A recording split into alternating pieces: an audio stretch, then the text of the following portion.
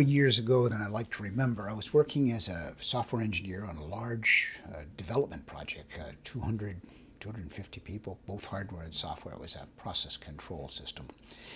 It was one of two similar projects in the same company.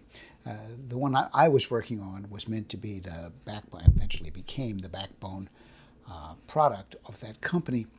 And the other one was a similar system being built for a commercial project. It was so similar that you would think that between these two projects there would have been a lot of opportunity for fruitful interaction. But as it turns out, there was bad blood at the top of the organization.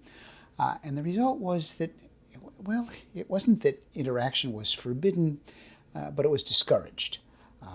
So the wall between these two projects was porous. And the sad thing was that there was no mechanism for interaction between these two very similar projects. We could have learned a lot from each other. No formal mechanism. There was an informal mechanism, and her name was Lillian. Lillian was this very personable, charming, very well-informed young woman, pretty. I can see her in my mind, but I don't have a picture of her anymore.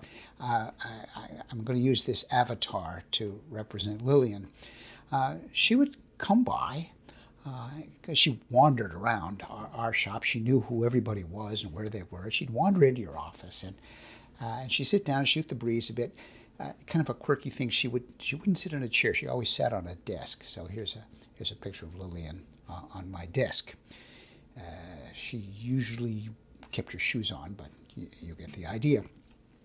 And she'd shoot the breeze a bit, and then she'd say, you guys, I bet you have race conditions that you're worried about, where the satellite processor and the central processor get hung up with a timing glitch. And I say, yeah, this is what we're working on all the time, debugging race conditions.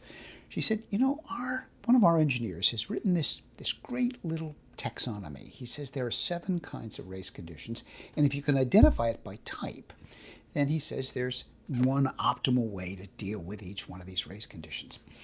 And I brought you a copy of it, she would say, and she'd hand you this copy, which is going to be useful. And gee, Lillian, thank you for that. Is there anything we could do for you folks?